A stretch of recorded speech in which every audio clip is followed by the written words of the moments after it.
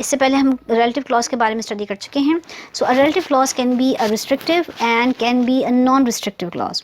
So a restrictive clause which is the one that cannot be omitted from a sentence if the sentence is to keep its original meaning.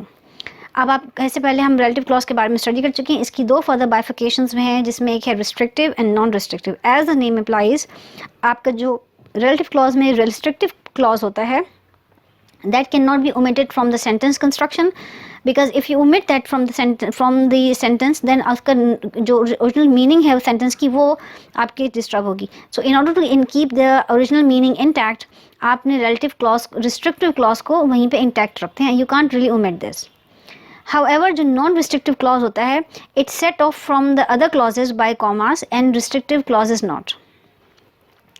आप non restrictive clause को बाकी sentence construction में comma से separate रखते हैं, जबकि आपने जो रिस्ट्रिक्टिव क्लॉज होता है उसको उसमें आपके पास ये पंक्चुएशंस रिक्वायर्ड नहीं है in the writings. And again as per name suggest, इसकी प्रेजेंस या एब्सेंस से जो टोटल मीनिंग है उससे कोई इफेक्ट नहीं पड़ता, उसके चेंज में कोई इफेक्ट नहीं आता.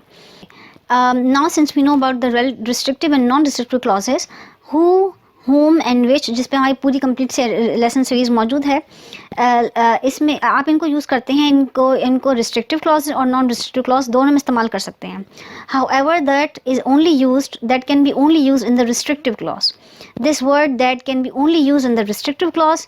However the word which is also acceptable. In restrictive clause में विच इज़ ऑल्सो एक्सेप्टेबल. अगर आप प्रिसाइसली टोफिल के एस्पेक्ट में बात करें तो टोफिल में आपको, TOEFL will not test the use